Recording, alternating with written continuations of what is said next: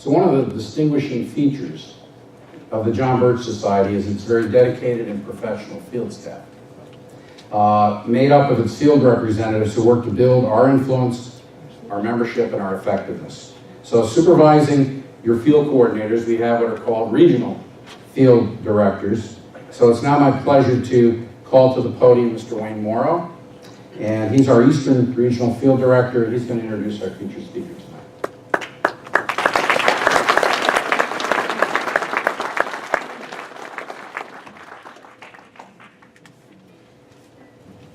Well, thank you, Ed. You know, it isn't, I have to say this, I grew up in Amsterdam, so I'm back home. I don't live here now, but it's good to be here. The reason why I'm in the Birch Society is because of Ed Clements. Ed got me in the Birch Society 42 years ago. So you can blame him. But it's the best thing I ever did. The greatest people you ever want to meet. So yes, I am now reside in Florida. I escaped the snow. I used to live in New England. And before I did all that, I lived in Amsterdam. I moved to Niskayuna. I lived there for a little while, and so I'm back at home. I told my oldest daughter, she said, "Dad, I remember living in Niskayuna. What does it stand for?" I said, "I looked it up. It's an Indian word for high taxes." You guys can relate, huh? So I wanted to tell you this because, yes, I do 30 states now. I run around 30 states. We have people like Kip, who is a fantastic coordinator. I don't do this alone. We have lots of members. You're not alone. I tell people I travel around the 30 states. You are not alone. In Florida, we have Trump clubs, 500-600 people at a time. Tim Martin's here someplace, and he's a Floridian as well. He'll tell you there's many people, not just you. So I know you look out here and say, well, I'm the only person who gets this. That's not true. Just want you to let you know that. I'm kind of curious. We're visitors here tonight. Raise your hands. Never been here before. Well, maybe 20, 30. Well, welcome. So to you, it's stay educated, not indoctrinated. That's what it's about tonight. So I want to introduce our speaker. You want to listen to what he has to say. I know Trevor. Trevor is a Floridian as well, so he escaped the cold weather too. I guess that was in New Zealand. I don't know if it's cold, but he's a Floridian. And so he's enjoying 80-degree weather as well. So here his introduction for Trevor is as follows. Our speaker is an author and filmmaker and public speaker from Christchurch of New Zealand. So he has an accent, so we can interpret later. Not really. I'm from New England, so I can get this. For more than 30 years, he has researched the radical left, and boy, he has, Marxist and terrorist movements, and their covert influence on mainstream politics. He's maintained a blog, trevorloudon.com, and the founder and editor of the website, keywinky.org, which compiles dossiers on activists and political figures. Got a chance to visit it? Good job. Trevor Loudon's thesis is commonly regarded as a mainstream of political policy, is in fact driven, guided by hidden subversive elements. Trevor believes that these forces must be exposed and countered as America continues to roll as a bastion of freedom is pivotal for the future of Western civilization, as Ed mentioned. You can't do this alone. We need all of you. Some of Trevor's accomplishments are many. I'll just name a few here. In collaboration with the Capital Research Center, Trevor Loudon and director Judd Saul created mini documentaries which are free to the public. Number one, America Under Siege, Civil War 2017. America Under Siege, Soviet Islam. America Under Siege, Antifa. That would be a good one for now. Trevor's hard-hitting political documentaries, The Enemy Within, which was released in 2016. I was one of the first ones to see that down in Florida. Trevor is also working on a new film with director Judd Saul, Enemies Within the Church. And I'll tell you, when I try to get pastors involved in our fight. Because this is a spiritual battle, as you all know. Powers and principalities of the air. We're going to win this battle. The church has to wake up. Trevor Loudon also discovered long hidden relationships between the notorious Hawaiian Communist Party member Frank Marshall Davis, and young Barack Obama in 2004. After researching this, Obama's ties to New York and Chicago Marxist movements, Loudon began publishing his findings online, catching the eye of such prominent voices as AIM and syndicated radio host Glenn Beck. In 2009, Loudon exposed the communist roots of Obama administration. Green jobs sire Van Jones. Nice guy. After an extensive campaign, Glenn Beck and others, Jones was forced to resign the White House position. Good job, brother. Yeah. He's still there, buddy. Since 2011, Trevor has toured the United States, promoting his 2 books, Barack Obama, Enemies Within, and Enemies Within, Communist, Socialist, and Progressive in the U.S. Congress. Extensively footing and exposed recently unfolding Marxist takeover of our U.S. government.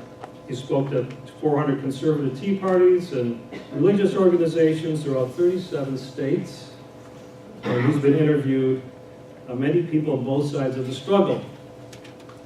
This research has given Loudon unique insight to how extensively even awful minuscule communist parties have been able to manipulate, even control of foreign policy in Western countries, particularly the main enemy of the United States. His research has shown that it's not just a historical problem, but it's a grave and looming threat, which not only impacts national security, but our very survival. Trevor probably served as a fellow member of the American Freedom Alliance and Inter-American Institute for Public Policy, Philosophy, Government, and Social Thought. Okay, Tri-City folks, let's give it up for Mr. Trevor Loudon.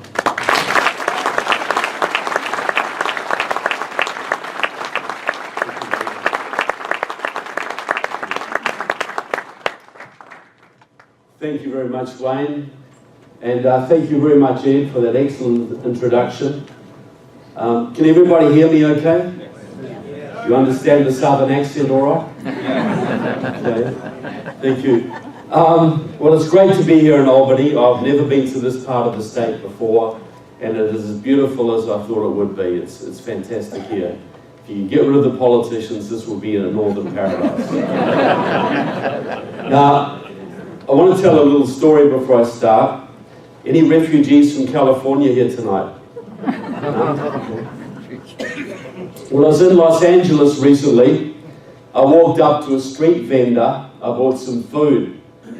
And the guy gave me the food. He said, you've got an accent. Where are you from? And I said, I'm from New Zealand. He said, well, where's that? So to make it easy for him, I said, look, it's down near Australia. He said, where Arnold Schwarzenegger comes from. So that explains some of the voting problems in California, people.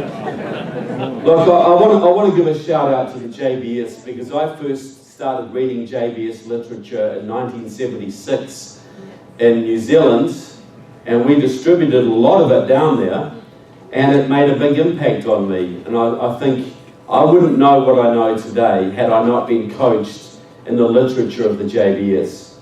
So look, absolutely.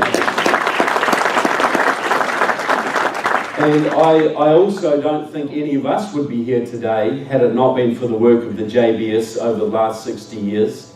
I think the battle probably would have already been lost. And I think the JBS is the unsung hero of the American constitutional movement in the last 60 years. And if you're considering joining, please do, because you'll hear truth there like you'll never hear anywhere else. And as, and Ed laid it out pretty well, I think. So I'd like you to really consider that. Now, people ask me all the time, why as a New Zealander I should even care about the United States. You don't know I live in a perfectly safe country down here? Well, no, it's not actually, but we'll get to that later. And I say there are 2 reasons. The first is simple gratitude. My country was facing invasion by the Japanese during World War II. And if it hadn't been for the huge sacrifice of your fathers and uncles and grandfathers at the battles of Guadalcanal and the Coral Sea and Midway, we would have been done, folks. And that's a very strong memory in my country to this day. The second reason is related, but it's a little more selfish. Ronald Reagan had it right. This is the last best hope for mankind. If you should ever lose your constitution, your liberty, your economic dynamism, and your military superiority, all of which took a huge trashing through the Obama years, if that trend had continued, people, we would be living in a world controlled out of Moscow and Beijing and Havana and Tehran and the UN headquarters in New York. And is that the kind of world you'd like to leave your children, people? No. So anybody who cares about liberty, anybody who cares about freedom, has to care about the United States. You know, a lot of people say to me, if things turn bad in America, can I come down and live in New Zealand? And I say, well, yeah, if you want to learn Chinese, it'd probably be a good option. Because, look, recently, I'll give you an example, about 3 years ago, the Australian Minister of Defence was up in China for talks. And if you don't know where Australia is, it's a little country off our west coast. But he was up in China for talks, and the top Chinese general said to him, he said, look, Australia needs a godfather. You need someone to look out for you. Now, will it be, the big question for you is, will it be an American godfather or a Chinese godfather? Well, if you're smart, you will choose China because we are the growing power in the region.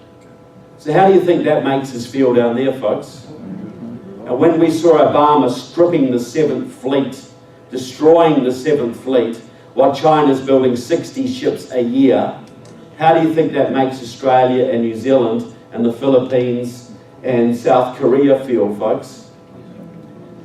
And I just got to say, there's a bit of good news on the front. As Ed said, Mr. Bolsonaro won the election in Brazil yesterday, 55 to 44%. You'll hear nothing but accusations of him being a fascist for the next month. But he is a very, very honest, anti-communist, pro-freedom individual. And he's now leading the biggest country in South America, and that's a huge boost for us, folks. We should be very, very grateful to the Brazilians for having the sense to elect him. I think he'd be a great ally for President Trump. So we do win some, people. Now, I want to say a few things about the last election. The first is, November 2016, does anybody think there might have been a touch of the miraculous on that election? Right? I think even an atheist would have to acknowledge that one. Because, we all knew that Hillary was supposed to win, right? And it was all preordained and, it was all over bar the shouting. But on election night 2016, it didn't turn out that way.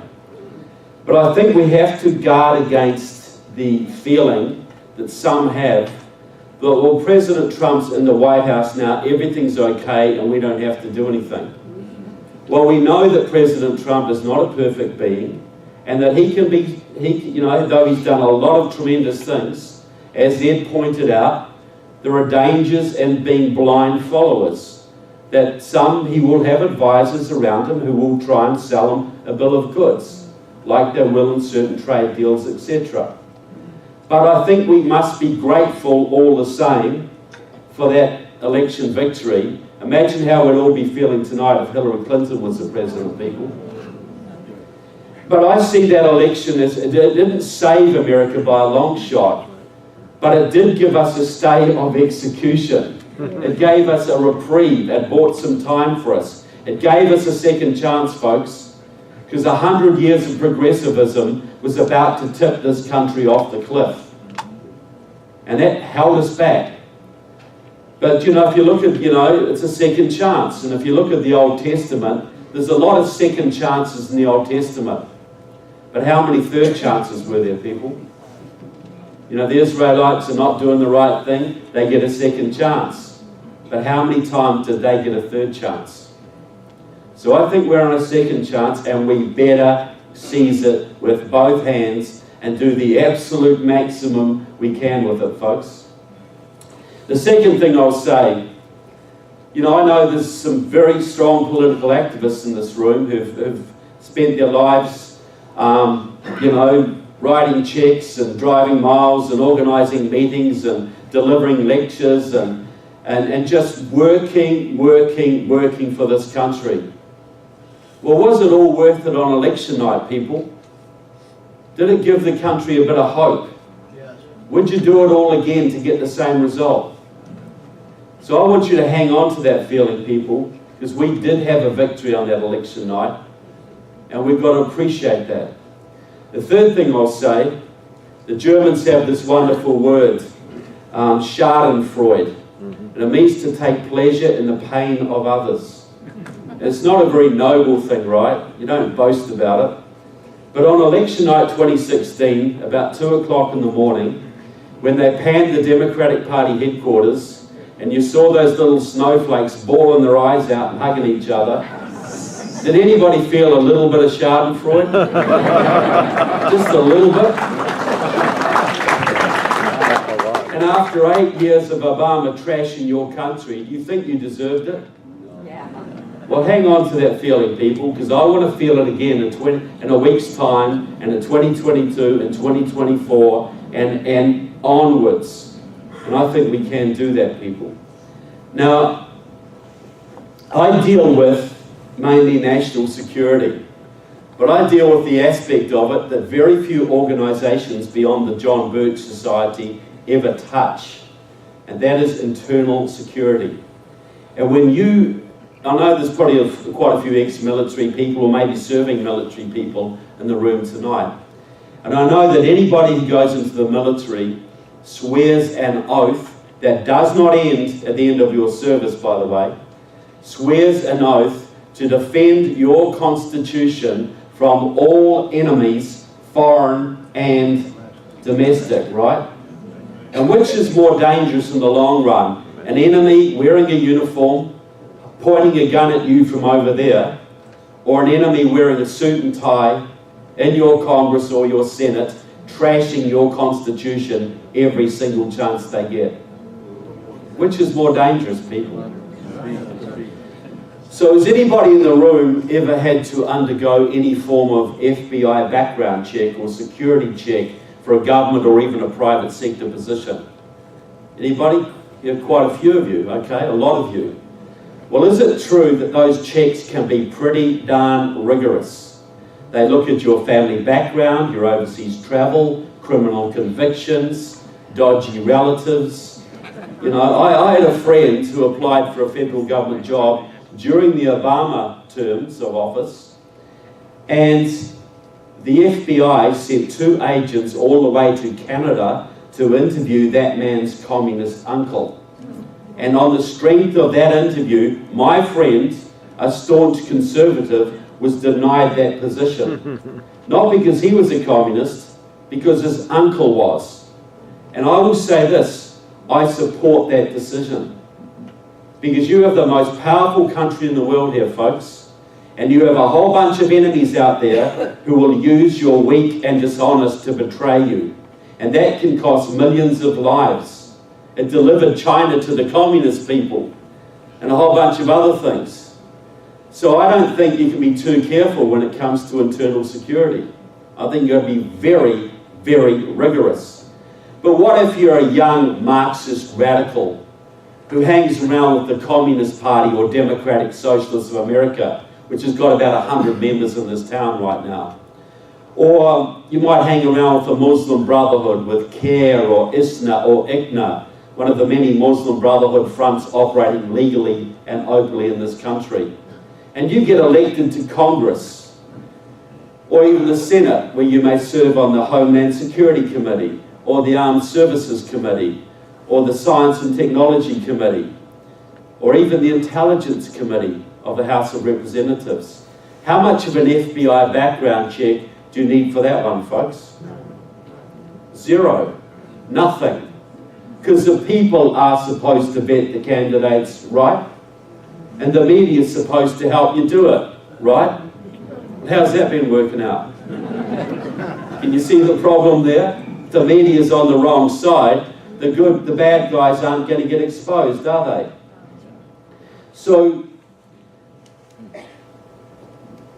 but you would say, well, a lot of people say, well, look, that can't be right, look, you can't have people going into Congress who have no background checks, surely not. That wouldn't happen. You got the FBI to sort that out, right?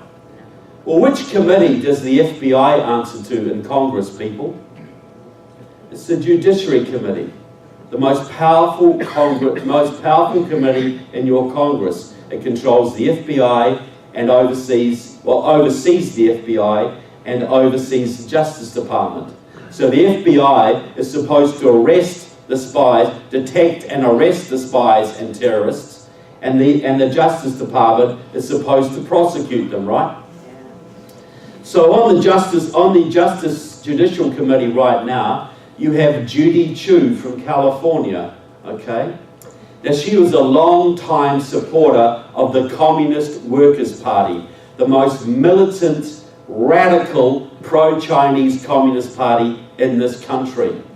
She still works with many former Communist Workers' Party people today. She controls the Asia-Pacific caucus in your Congress, which is about 30 members strong. She is regarded as China's best friend in your Congress. And you should see Judy Chu go off on the FBI whenever they have the temerity to arrest one of the 25,000 plus Chinese spies currently operating in this country. You are a racist organization. The FBI is racist. You're only persecuting these people because you hate Chinese.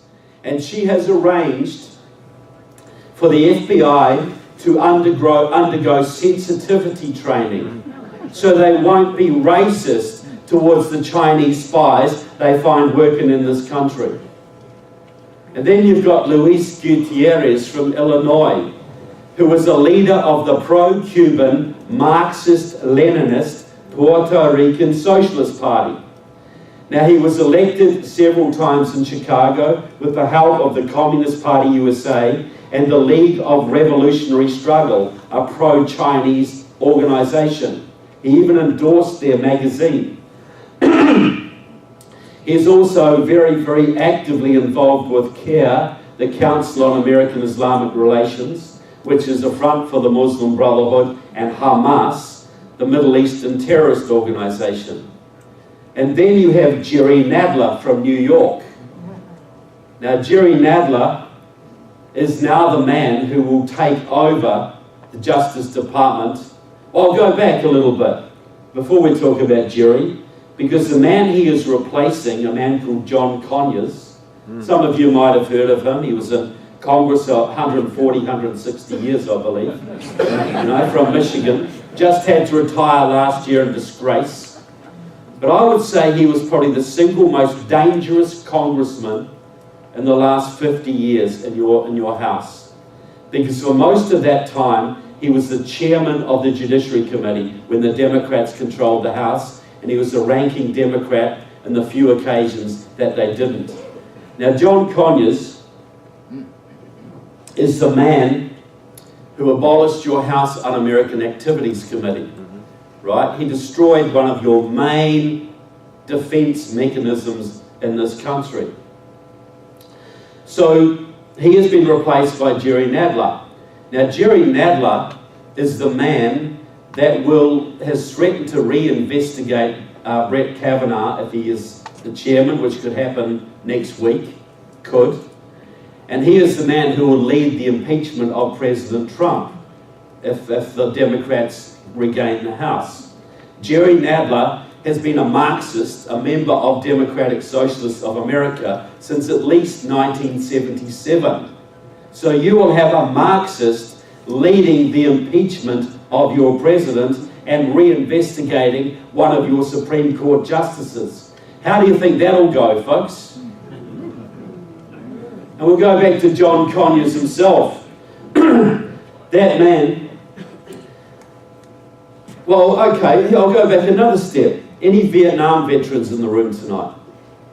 I'm sure there's one or two. Well, several, okay? Thank you. Thank you. Now, John, okay, I want to ask a couple of questions of you veterans. One of them is very stupid, but I think you'll see where I'm going. First, was the Vietnam War lost in the jungles of Vietnam? Every veteran says absolutely not. Is it true that you had some pretty tough rules of engagement in Vietnam? You weren't allowed to mine Haiphong Harbour or bomb Haiphong Harbour. You weren't allowed to fire at enemy troop, movements unless they were in certain areas. You weren't allowed to chase the enemy across borders in hot pursuits. You weren't allowed to hold territory. You had to allow the enemy to re-infiltrate, undo all of your work. Is any of that true? Okay, here's the dumb question. Did those rules of engagement in any way hamper your ability to fight and win that war? Right? So had you been allowed to fight that war to actually win it, like you did in World War II, to take the fight right to the heart of the enemy, to invade North Vietnam, which is the size of New Jersey, could you have won that war and pretty darn quickly? Sure. Okay. And is it also true that when you withdrew, well, here's another, when you withdrew, that your Congress defunded the South Vietnamese military, guaranteeing a communist takeover? Well, I got a little, this goes, so Congress was a problem, but it goes a lot higher than that. I got this story from Admiral Ace Lyons, who was the commander of the Pacific Fleet. You had a Secretary of State during that war, a man called Dean Rusk. Well, every night Dean Rusk would get the bombing orders for North Vietnam the next day across his desk. So he knew exactly where all your planes were going to fly and what targets they were going to hit. So every night he would pass those instructions on to the Swedish embassy in Washington, D.C., who would send them to the North Vietnamese. So they knew exactly where your planes were going to fly the next day, so they could put their guns in the perfect place to bring them down. You lost 58,000 men in that war, people. 58,000 young Americans in a war you were not allowed to win. 58,000 of your church friends, your high school buddies, your cousins, your uncles, your football teammates. I guarantee by seeing some of the faces that many of you in this room were affected by that war, even if you didn't fight in it. I say this, folks, that war was deliberately sabotaged in your government and your Congress by people like Father Drynan from down in Massachusetts, who was working hand in glove with the Communist Party USA, which was taking its orders directly from the Communist Party of the Soviet Union, which was allied to the Communist Party of North Vietnam. Do you think there might have been a little bit of treason going on there, folks? And what's the penalty for treason, folks? So why did all those congressmen and senators who condemned tens of thousands of your young boys to completely unnecessary deaths, how many of them paid a single penalty for what they did, folks? One of them served as Obama's Secretary of State, a man called John Kerry. I call him Jane Fonda with less testosterone.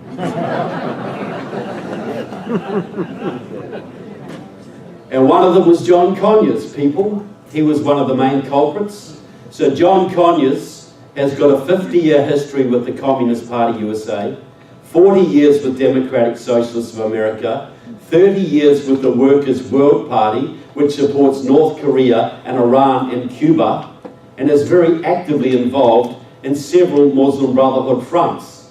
When some of your Republican congressmen tried to get the Muslim Brotherhood designated as a terrorist organization, which it absolutely is, John Conyers on the Judiciary Committee says, well, no, and I've got him on film, on my movie saying this, no, the Muslim Brotherhood has given up violence now. Now it's a valuable social service organization and we shouldn't go after them.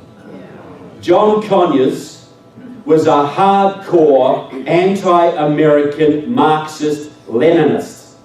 As hardcore as you can get, people, yet for more than 40 years he oversaw the FBI. What do you think is going to happen to the FBI's budget if they come to the Judiciary Committee and say we need to start investigating congressmen? You think the FBI is stupid enough to bite the hand that feeds it? So you're a young Marxist radical, you get elected to Congress, there's no background checks, the media's not going to touch you, and the FBI doesn't dare come near you. The FBI has not investigated congressmen in your country since at least the 1940s. At least. They're untouchable people. I'll give you one more example, and again he's in my movie if you don't believe me, and I've got him on tape saying this. This is a young man, a gentleman from Indiana called Andre Carson, one of your two Muslim members of Congress. And he's very actively involved with CARE and ISNA and ICNA and all these Muslim Brotherhood fronts. And so he's at a meeting in Connecticut of one of these fronts in 2012, and he gets up in front of the audience about this size. With a big grin on his face, he says, "I understand there are people in the room, undercover, who are spying on us because you think we are here plotting to overthrow and destroy this country. Well, I say to you people spying on us, Allah will not allow you to stop us." That man currently serves on your intelligence committee, people, overseeing the CIA, the FBI, NSA, you name it. You have got at least 100 members of your Congress right now, not in the 50s, right now, and at least 20 members of your Senate, including both of the New York delegation, who are so involved in Marxist organizations, Muslim Brotherhood fronts, or are allied to China, Iran, or Cuba, or other enemies of your nation. They are so involved in these anti-American activities, they would have no chance whatsoever of passing a basic background check.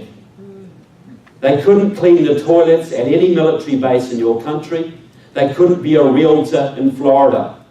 But they're serving on the Homeland Security Committee, the Armed Services Committee, and the Intelligence Committee, and they're trashing your Constitution every chance they get.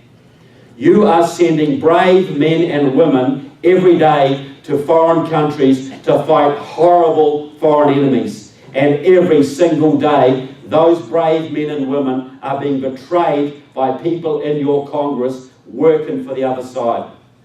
Right now. Now I want to talk about, other than the traitors in your Congress and Senate, which are a bit of an issue, I want to talk about what I consider is the single most dangerous and looming national security threat you face right now. And I'm not talking about Russia or China or Iran or Cuba or the Muslim Brotherhood or Hamas or Al-Qaeda or ISIS.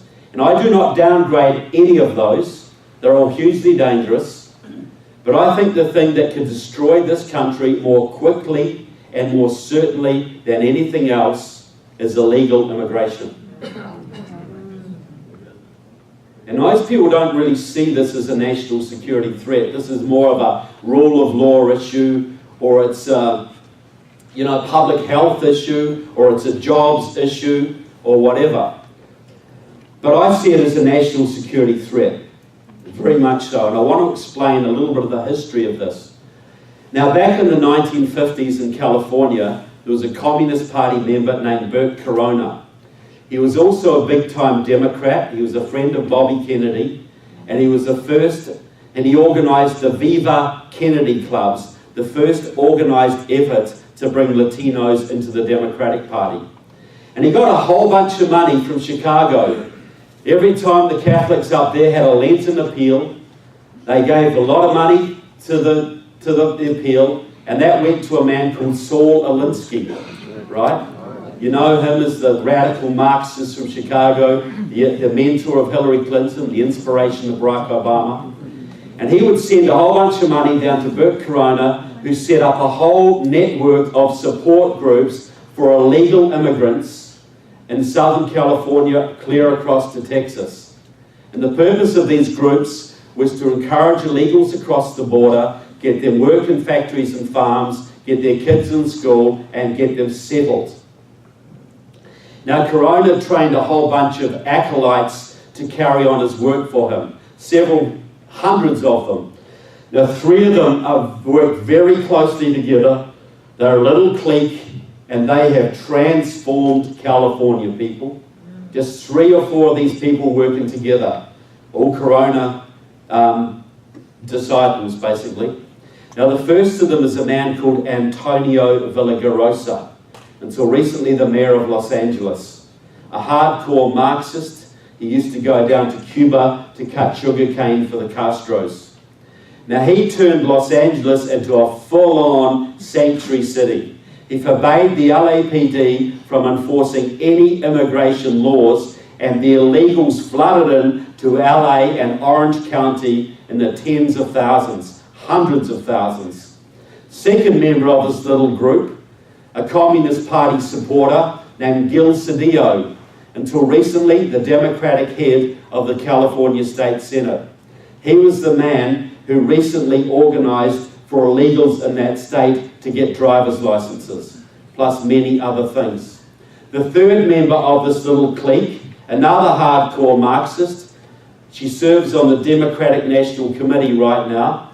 I regard her as the most dangerous woman in California. Her name is Maria Elena Durazo. She was until recently the head of the California AFL-CIO. And she was the woman behind the massive union-driven, because you've got to understand, people, in California, all the unions are communist controlled, as they are in most states in this country now, and definitely the top of the AFL-CIO. So she organised these massive union-driven and union-paid-for Latino voter registration drives and get out the vote efforts that added hundreds of thousands of new Latino voters, legal and illegal, to the California rolls in the last 20 years. Now, most of those Latinos are Christian and conservative, but guess which party they vote for by a margin of nearly 6-1? It ain't the Republicans, people. The result of this deliberate Marxist program, a completely deliberate program, has been to turn California from a reddish, purplish state to solidly blue. And that's very, very important when it comes to presidential elections, because California has the biggest number of electoral college votes, and that is hugely beneficial to the Democrats every presidential election. Gives them a big leg up. Now, the leader of the amnesty movement today in this country is a man called Eliseo Medina. He's a member of Democratic Socialists of America and a leader of SEIU, the biggest private sector union in your country. And I'm sure there's a few former or current union members tonight. And do you remember 25, 30 years ago how hardcore opposed to illegal immigrant amnesty that the union movement was? The unions had people on the border, folks. They were trying to stop the illegals coming over because they didn't want their strikes broken. They didn't want their jobs taken. They didn't want their wages and conditions lowered. No, the unions were constantly lobbying Congress to increase penalties on any employer caught employing illegals, because this would take their jobs, folks. It was very logical from a union point of view. Now, which organisations in America right now are leading the charge to legalise the illegals? It's the unions. Because in 1994, Lane Kirkland was deposed as, or 95 it might have been, deposed as president of the AFL-CIO, and the Marxist Democratic Socialists of America member, John Sweeney, took his place. and Democratic Socialists of America staged a coup at the top of the American labor movement. So they changed their emphasis from protecting the jobs of American workers to promoting socialist revolution.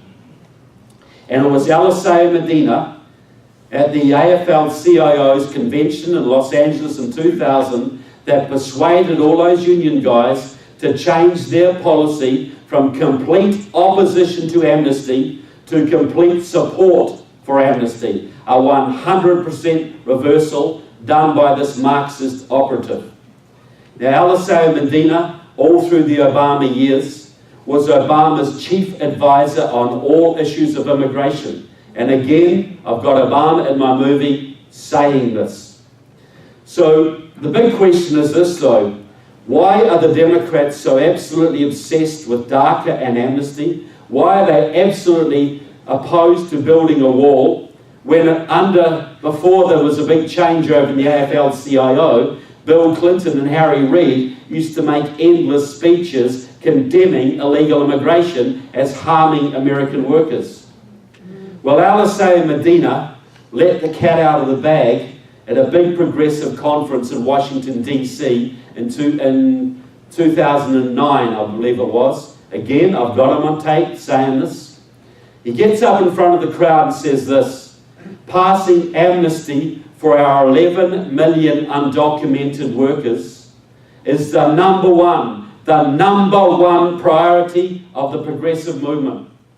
And did he talk about compassion or reuniting families or giving immigrants a break or the American dream? Not a single word, folks. All he said was this: in 2008, Latinos in this country voted overwhelmingly for Obama and progressive candidates. If we get citizenship and voting rights for our 11 million undocumented workers, they will stand with our movement. That will give the Democrats at least 8 million new voters. That will give us a governing majority, not just for the next few election cycles, forever. Do a little bit of math, people. MIT just released a study saying there were 22 million illegals in the country right now. I've heard credible INS officials put the estimate more like 40 million. But let's go with 22.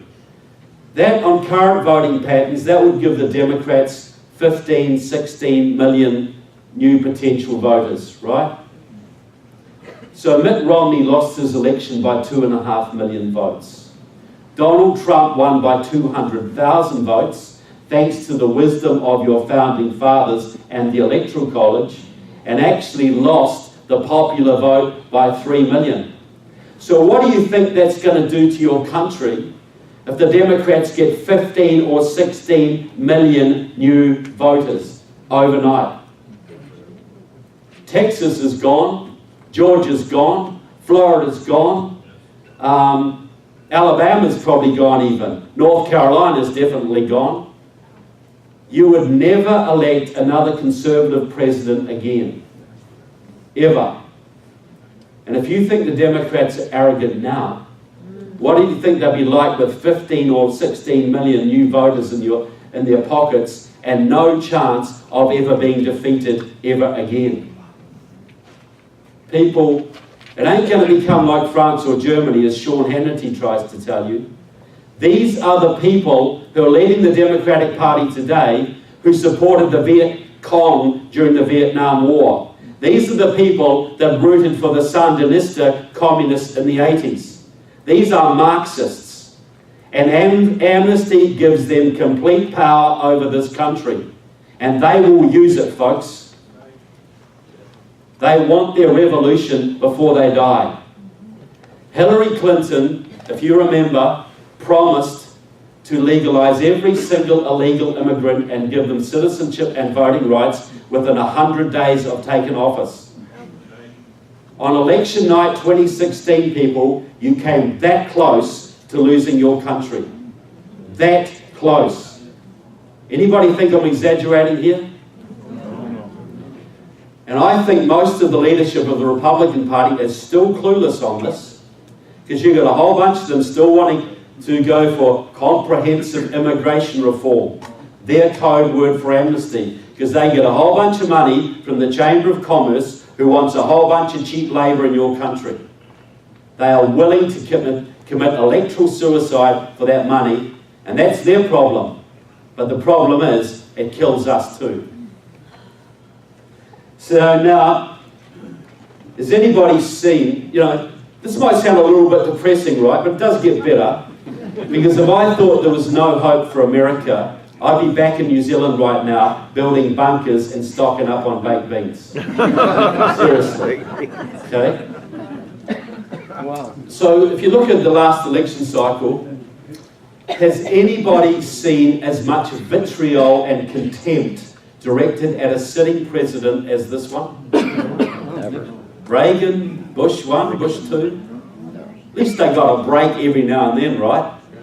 This president has never got a break. Not for 1 second. So why do they hate him so much? Well, I think part of it is very easy to understand. It's human nature. Because on election night, the Democrats were so pumped up and so believing their own propaganda that when it all went south, they were like a bunch of kids who thought they were going to get the best bike you've ever seen for Christmas, and they got a pair of socks. And we all know that feeling, right? But you sort of get over it after a month, don't you? You sort of move on, you sort of man up, toughen up. So I think that's part of it. But this is not ended. So what is the real underlying reason? Well, see, if you're a modern Democrat, and I'm not talking about your next door neighbour who goes deer hunting and is a member of the NRA and is probably a veteran and still thinks he's voting for JFK. I'm not talking about those guys. I'm talking about the hardcore leadership Democrats.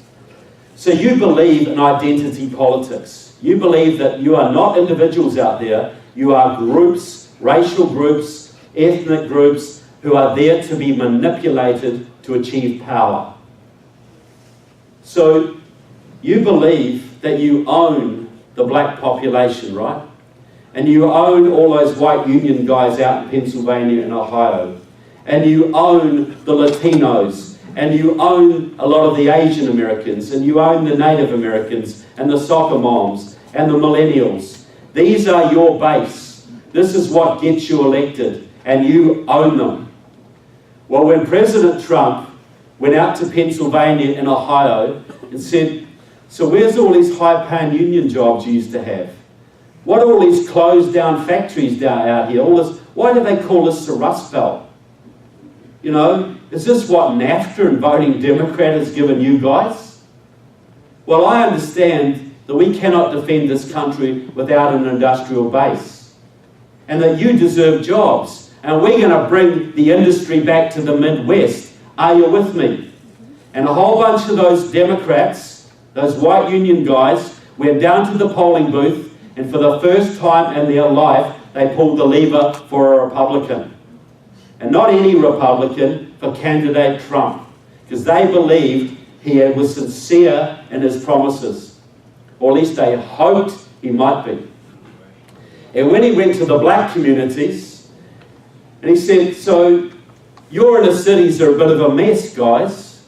I see a lot of poverty and crime and drugs and dependency. And just on that subject, before I carry on, how do you tell how secure your borders are, people? A top INS officer told me this. It is by the price of heroin on your streets. When the heroin's cheap, your borders are loose. And how cheap's heroin right now, people? Is it killing a few of your young people? 60,000 Americans a year. The Chinese are bringing the drugs, the real bad one, fentanyl, take it to Mexico, they bring it across the border. The heroin is coming from Latin America across the border. So the Democrats know that you are losing 60,000 young people a year, but they considered that it's more important to bring a new voting base across the border. We're not dealing with the old-fashioned Democrats, people. We're dealing with pure human evil here. We've got to understand that.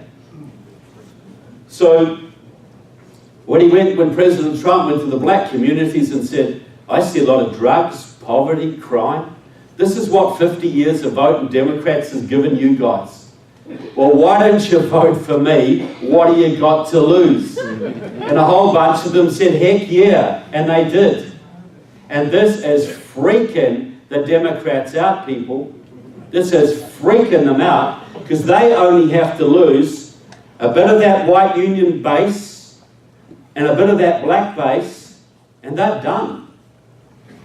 Black approval of President Trump is now 35%. You haven't seen that since Lincoln, folks. You know? And this is freaking the Democrats out like you wouldn't believe, because they understand that if they don't win these next 2 elections, and your president is successful, and he builds that wall so young black kids can actually get jobs in their own communities again, if he rebuilds the industry in the Midwest, and if he can keep those taxes coming down, those regulations coming down, they understand the money is going to flow, people. You know, have anybody noticed the difference between the Trump economy and the Obama economy? Slight difference out there? Well, that's just the beginning, because, you know, a lot of business people have opened their checkbooks, but they're looking at, well, what if the Democrats come back? Is all my investment going to go down the drain? If there's another Trump term, people, and we influence it in the right way, the money that is going to flow into your economy will be unbelievable. The investment from both here and overseas that will flow into your industries, into your factories, and to create employment and higher wages for your people will be phenomenal. We'll have an economic boom like you have not seen before. And what do you think the Democrats are going to do then, people? Their message is abortion, poverty, and dependence. How's that going to sell in a booming America where every ethnic community is making a lot of money and doing very nicely? Thank you very much. They understand this is their last stand. This is their Tet Offensive. And you know the story of the Tet Offensive in Vietnam. You know, your troops, despite all the handicaps, had the North Vietnamese virtually defeated, but they mounted a massive counterattack in '68, a suicidal counterattack, was slaughtered all over the country, huge military loss, but it turned the tide of public opinion in America. That's when Americans stopped supporting the war. And it was all over bar the shouting from that point. Well, the Democrats are doing their Tet Offensive right now. They're throwing everything they can at you in a suicidal, last gasp attempt to take you out, to turn public opinion away from the president, from the Republicans, from conservatism, you know, so they can get you. Well, call their bluff, people. This is not the time to back down. This is the time to double down. Basically, call their bluff and defeat them. So the Democrats understand that they're at a very crucial point, because if the economy's going good and the wall gets built and a whole bunch of the other things are going well, they really haven't got much to offer. And they could be out of office for a very, very, very long time. Their party will probably split, and we could see a complete realignment in US politics. You know, I think the Republican Party will become much more populist, much more constitutional, much less rhino-ish, and the Democratic Party could fade away for a very long time. So that's one side of what could happen. So then we're at a crossroads, you know. If things go badly in the next election and the president gets impeached, it's all going to start going south. And this country could get a lot worse. But if we can win the next election and string some victories together, things could go very much more in a positive direction. Very much more. And that could come down to 1 or 2 seats in the Congress. 1 or 2 seats may make the difference between Nancy Pelosi haranguing you every night on TV, or Jim Jordan of the Freedom Caucus being that Speaker of the House. That could be huge, folks. So We're at a crossroads. We really, really are. And every election they say, this is the most important election of your life cycle, of your life. Well, this one actually is. Because the Trump agenda may come to a screeching halt in a week's time, or it may gather steam. And if he wins this election, if he holds the House and increases his majority in the Senate, I think he will easily win 2020. Easily. So, and as we know, that's not a guarantee of everything going right, because the JBS and other organisations have to make sure that when he does the bad stuff, he gets called on it. But this is what's going to happen, because the Democrats have a plan, right? And this is what it is. The first part of the plan is to destroy the president. Impeach the president, ridicule the president, shut down all your social media, your Twitter accounts, your Facebook pages, critics, call you all fascists and Nazis, just dispirit you, everything they can to destroy any form of nationalism or patriotism in this country. So that's the first part. The second part is this. Who remembers the old Rainbow Coalition of the 1980s, right? That great scamster Jesse Jackson, right? So he got this idea, he ran for president twice, 84 and 88, and nobody gave him a prayer, right? He was regarded as pretty marginal even then. But he ran twice, and in the second election, 1988, he got 7 million votes and fourth in the Democratic primary, which amazed a lot of people. It's pretty impressive. Now, the way he did this was quite clever. He borrowed this from a Black Panther member in Chicago, who was was shot by the police when he got in a gunfight with them. And his name was Fred Hampton, but Jesse Jackson adopted his idea. You run on a rainbow coalition strategy. You get the progressive whites, progressive Latinos, progressive Asian Americans, Native Americans, gay Americans, Muslim Americans, Asian Americans. And this is their terminology. So you've got the white stripe, the yellow stripe, the brown stripe, the red stripe, the green stripe, the Rainbow Coalition. Now that Rainbow Coalition was run largely by Maoist communists, specifically the 3,000 member strong League of Revolutionary Struggle. Now they were hardcore people, and they staffed the whole thing. They ran it for him. Now when Jesse Jackson lost in 88, he went on to other scams. And the Rainbow Coalition dissolved, and most of them, the League of Revolutionary Struggle dissolved, and most of them went into the Democratic Party. One of them was a young man called Stephen Phillips. He was a black law student from Stanford University, a League of Revolutionary Struggle guy, and he ran the West Coast student operation for the Rainbow Coalition for the whole of 1988. So he learned a lot. In about 1992, he married very, very well. He married his Stanford University sweetheart, a young woman named Susan Sandler. Now, Sandler was the daughter of Herb and Marion Sandler, who ran Golden West Savings and Loan in California.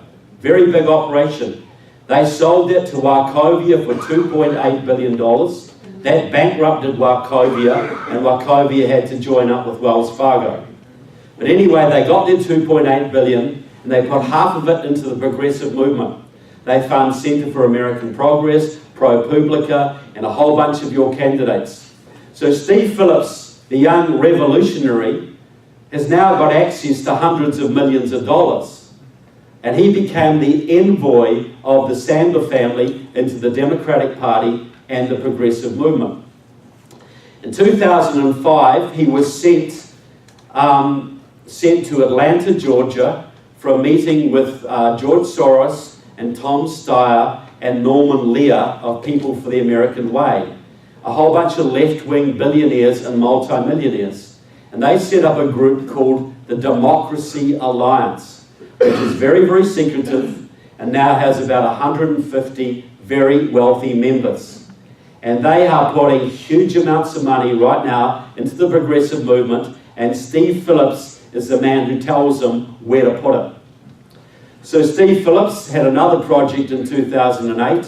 He got $10 million together, and he ran the Rainbow Coalition strategy in 18 mainly southern states, signing up huge numbers of black and Latino voters in those states. And he did that for his favorite candidate, a young man called Barack Obama. And that's what got Obama ahead of Hillary Clinton.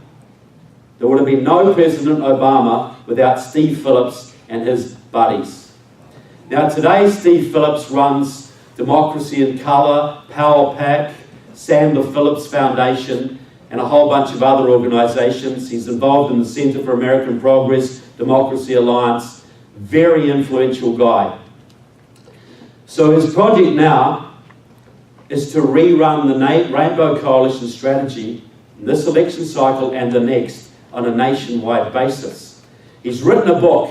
It's called Brown is the New White, endorsed by Barack Obama and Nancy Pelosi, and it's the Bible of the Democratic Party today.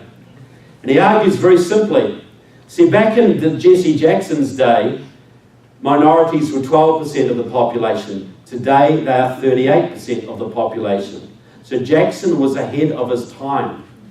So Steve Phillips argues that 28% of the electorate today are progressives of colour. They will vote, these are Asian Americans, Black Americans, Native Americans, Muslim Americans, and they are reliable Democratic Party voters. 23% of the electorate are white progressives.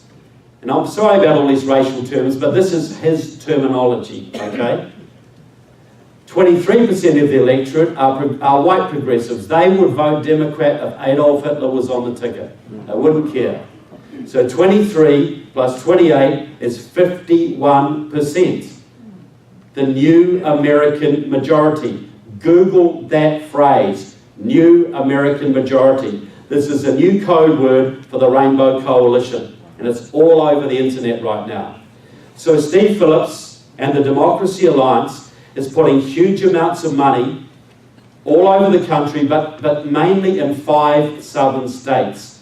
North Carolina, Georgia, Arizona, southern and southwestern, Arizona, Florida, and Texas. And they're backing governor's races in 3 of those. They are backing David Garcia in Arizona. They're backing Andrew Gillum, who's a complete Maoist communist, in Florida, and Stacey Abrams, who's a complete Marxist as well, in Georgia. All 3 of them are protégés of Steve Phillips. All of them. And they're putting millions of dollars behind these candidates, and they're doing massive voter registration drives in these states. And right now, Gillum is slightly ahead in Florida, and Stacey Abrams is level pegging in Georgia. Garcia's a little bit behind in Arizona. See, the logic is very simple. Stacey Abrams says it very well. Democrats, stop wasting your time putting billions of dollars into K Street lobbyists and PR people to shift 2% of the population to your column. Spend that money in massive voter registration drives in the southern states where there are huge Latino and black populations that lean Democrat but don't normally vote. So right now they're going for Arizona because Trump won Arizona by 200,000 votes, but there were 600,000 Latinos in that state that could have voted but didn't. They're doing the same in Florida. They're doing the same in Georgia. And they only have to flip 1 or 2 or 3 of those states, and they're almost certainly going to win 2020. That's their plan. Does any of this seem a bit way out or implausible? And you saw this play out in Alabama. Remember when Roy Moore was running in Alabama recently for the Senate? And he should have easily won that. But he got in trouble with the scandals. So Steve Phillips put a whole bunch of money into Alabama, into the black, Latino, and Muslim communities in Alabama. And they reinvigorated the communist networks that have been there since the civil rights era. And they mounted a vote or die campaign amongst the black communities. They told them that if they didn't vote Democrat, the Klan was coming back. Seriously. That's what they did. And they won by 20,000 votes. And the head of CARE in Alabama, Council on American Islamic Relations, boasted that Muslims won the election because they had signed up 20,000 Muslims in Alabama to vote, and they all voted for the Democrat. So this is a strategy they are pursuing right now. And I'll tell you, if you're interested, who I believe they're going to run for president in 2020. There's two of them. One of them will be on the ticket, maybe both. You see if I'm right, and I'm owed a steak dinner if I am, okay? Right? So at Stanford University, Steve Phillips had a young radical friend. He wasn't a real radical, but he was a radical. And he was a young black football player. And Steve Phillips put a lot of money behind him. And in 2013, he got him elected to the US Senate from New Jersey. That is Cory Booker, Spartacus. And he's just been in Iowa this week getting ready for the run.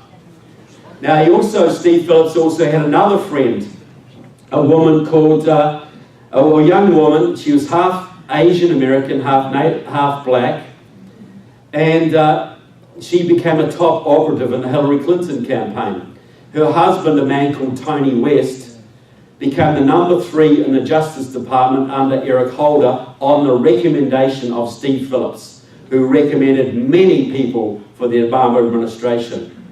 Tony West is married to a woman called Maya Harris. Her sister is Kamala Harris, the senator from California. So they are going to run Kamala Harris, woman, black, Asian, probably on the top of the ticket. They're going to my man, Cory Booker, is on the vice presidential ticket, and they're going to run the Rainbow Coalition right across the South against what they hope is an extremely damaged and impeached President Trump. And they aim to win with 51, 52, 53% of the vote, and then they're going to legalize every single illegal immigrant left in the country. And then they're going to ramp up refugee resettlement from the Middle East. And they're going to turn American conservatives and Christians into a minority in their own country. That is their plan. And if you don't think you'll be a persecuted minority, you've never read a history book, people. Okay? So, does this sound plausible? Because this is what they're trying to do, folks. So the good news is, President Trump has put a dirty big spanner in their works, right? Because they did not expect him to win. They expected Hillary Clinton to win and cover up all their crimes and carry out their program. So when President Trump won, and he's starting to get popular with the black base, and he's starting to get popular with the Latino base, and he's starting to bring a whole bunch of people over, they understand they have to destroy him. They have to. Because otherwise, all of their 50, 60 years of plotting turns to dust. It crumbles away. So this is why I say this is the most important election we've faced. This is the next 2 years is the crisis point, right? Because America's either going to get way worse or way better. So, has anybody ever, and I'm not blind to President Trump's faults, as I'm sure you're not either. I was as close to never Trump as you could get, people. But has anybody ever seen a president in his first term of office fulfill as many of his promises as this one? You've got to give him credit for that, folks. He has done a lot of good stuff. Moving the embassy to Jerusalem, the taxes coming down, getting us out of the Paris Climate Accords, getting us out of UNESCO, the UN Human Rights Commission. No other Republican's done that for a long time, folks. Anything close. So I think that's worth a bit of support. So, and all of that has been done with one hand tied behind his back. Because his majority in the Senate has been that thin. 2-seat majority, and 2 of those are Susan Collins and Lisa Murkowski, who may as well be Democrats, and they give Mitch McConnell a whole bunch of leverage. Makes it very hard for President Trump to get done what he wants to do. They have stopped them building the wall. They've stopped them doing a whole bunch of stuff.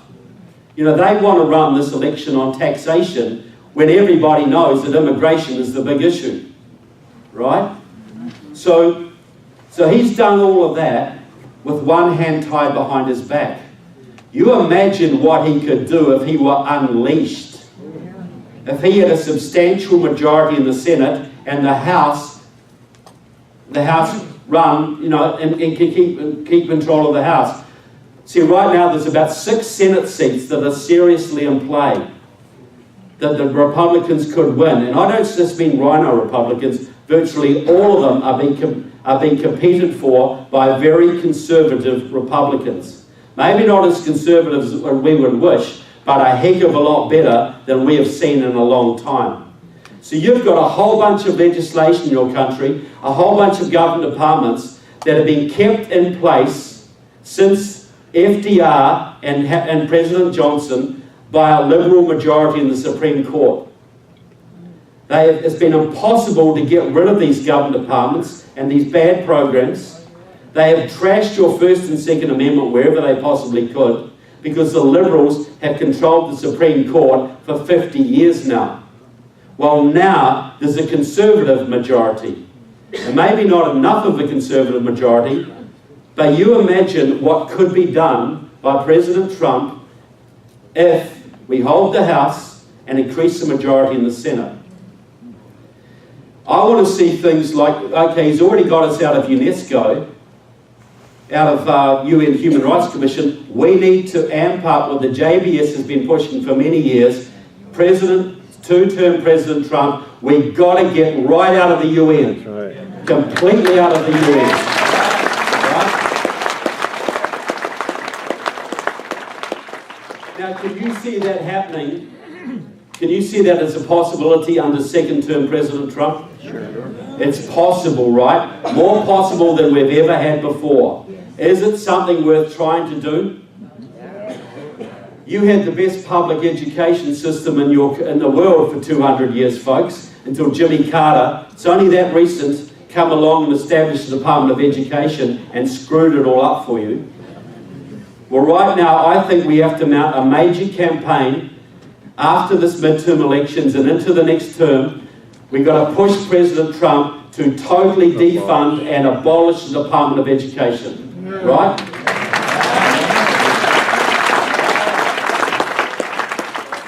What greater favour could you give your kids than that, people? What greater thing could you do for your children than get rid of that, the biggest child molestation factory in the country? Roe v. Wade, you know, Roe v. Wade. There's a serious possibility that could be re-looked at. Very serious. Better chance than you've had for a long time. There's a whole raft of unconstitutional government programs and government departments that could be taken to a Conservative Supreme Court to rule on their constitutionality. You think that's a possibility too? So all of the things that the John Birch Society has been talking about for a very long term, we have at last our window of opportunity where many of those things could finally be seriously addressed. Now, none of that's guaranteed, but I'll tell you what, if we lose the House, it's off the table. But if we win and keep winning, a lot of these policy things that we are so urgent about, we have a chance of addressing. And that's with a 5-4 majority on the Supreme Court. Well, Ruth Bader Ginsburg is getting pretty old, people. And she has publicly said that she wants to retire in New Zealand. Well, I'm willing to take one for the team, folks. I'll do it. I'll make the sacrifice. You send her down there, we'll look after her, you'll have a 6-3 majority, and wow, will the president be unleashed. So what I'm saying here is, the consequences of blowing this great opportunity are pretty dire. But the positive possibilities are out of this world. And it could all depend on 1 or 2 seats in Congress, There are 23 seats in play, and I understand that a whole bunch of these Republicans are useless. I understand that. I'd say about a third of the Republican caucus is big government progressives. About a third of them, a quarter of them are patriots and constitutionalists, and the rest couldn't tie their own shoelaces. I know that. I know that. But if Jim Jordan was the leader of the House, and we could get someone like Ted Cruz as leader of the Senate, the go-alongs to get-alongs would go along with us. And we would become the dominant faction. Just like happened under Reagan. You know, the Republicans hated Reagan. Ronald Reagan was banned from Ohio in 1976 because he was a far right-winger who would bring disgrace on the GOP. But when he started getting a few victories, the go-alongs to get-alongs went along with him. Now they hold Lincoln dinners every year and say how wonderful he was and how they always loved him. Okay? So, I'm not blind to the realities of this. I'm not blind to the Council on Foreign Relations. I'm not blind to the Bilderberger types that run this world. But sometimes the good guys win one, folks. We just won a big victory in Brazil just 2 days ago. We won a big victory in 2016, and we could string together some victories that create a second American Revolution. Now, you know this country never should have been founded, folks. You had a bunch of farmers and blacksmiths and lawyers with squirrel rifles taking on the world's greatest military empire. Were they nuts or what, folks? Now, how crazy was that? And they were beaten across every state. They lost almost every battle. It took them 8 long years. They were starving and freezing and never getting paid. And they were losing their troops. And we've got to remember, only 3% of your population fought in that war. Only 20% supported it. 40% supported the British, and the rest didn't give a damn. Is this familiar to you guys? But despite all of that, they won. And why did they win? I think it's because George Washington got down on his knees and he prayed at Valley Forge, folks. And he got up and he went on to take the British out at Yorktown and turned the course of the war. And not just the course of the war, the course of world history. For the first time in world history, you had a government out of Mosaic law, representative government, where your rights came from God, not the government.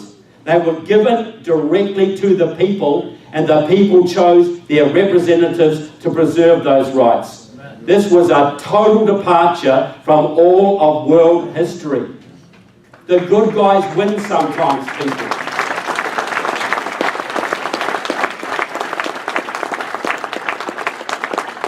So I'm asking of you folks, if you're not involved in any of the good campaigns, and you'll find some, if you're not involved in campaign, get involved. Get involved in phone banking. Get involved in door knocking.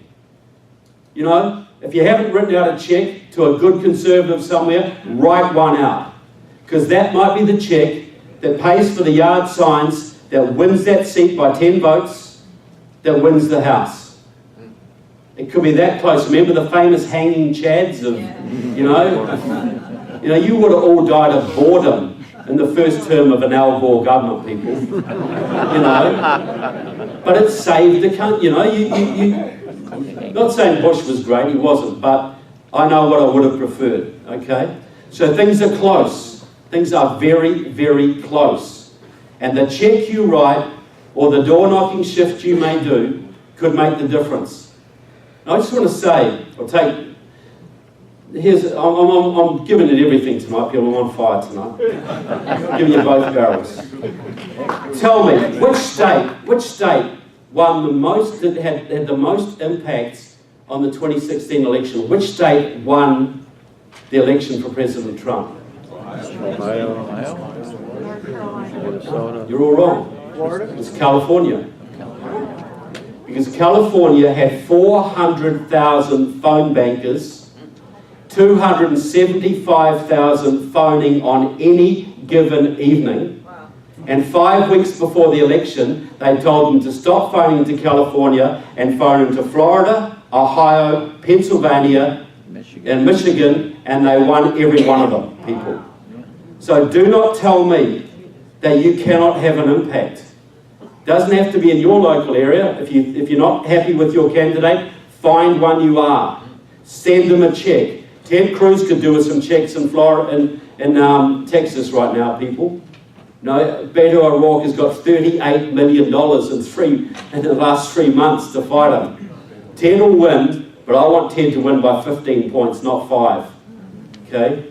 So, this is what I'm saying. Get involved for the next 2 weeks. It's not a big sacrifice, right? Blow off that holiday in Vegas. Send a check.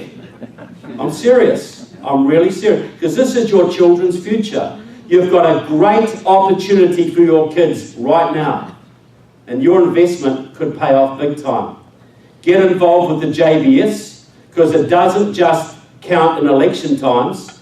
You're going to be involved all the way through, people. Here's a little thing I say sometimes. 200 years from now, there'll be a young kid in this room, in a high school in your town, and he'll get up and he'll do a history project, and he'll say, I did some genealogical research. And you know that time in American history when we had the Second American Revolution, just after the Obama years when everything were looking so bad, and they seized back the country and they restored the Constitution? Well, I did some research and I was so proud, because I looked back and I found out that my great-great-great-great-grandma and granddaddy were in the JBS. People, when the history of this country is written, the John Birch Society will earn a very, very noble place. I can assure you of that.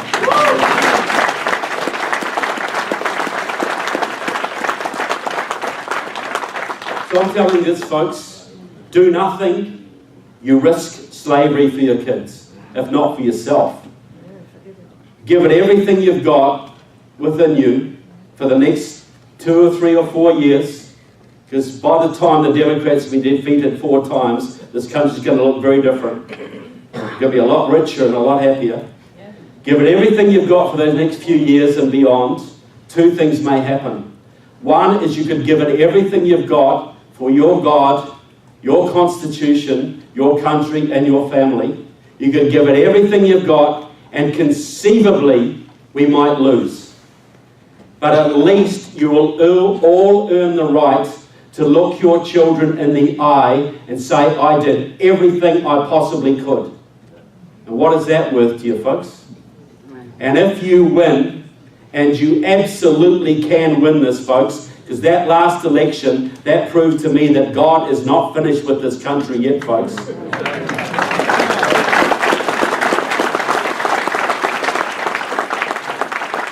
If you win and keep on winning, and we have another moment in history like the American Revolution, if you keep on doing that, you will spark an economic boom. But better than that, you will spark a liberty boom, not just in this country, but across the world, people. What has happened in Brazil, Brexit will just be the first rumblings of it. You will spark an economic boom, a liberty boom, and you will give your children not just the amazing country that you inherited, but one even greater. Is that worth fighting for, folks?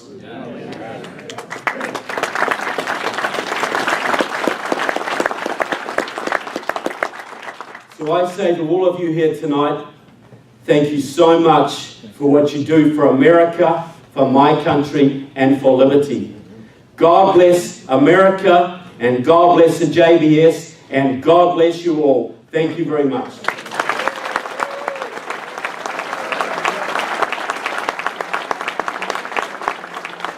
What I do is because people like you are doing what you're doing. So I'm very proud to be amongst you and very grateful to be invited to speak to you. So thank you very much. Thank you.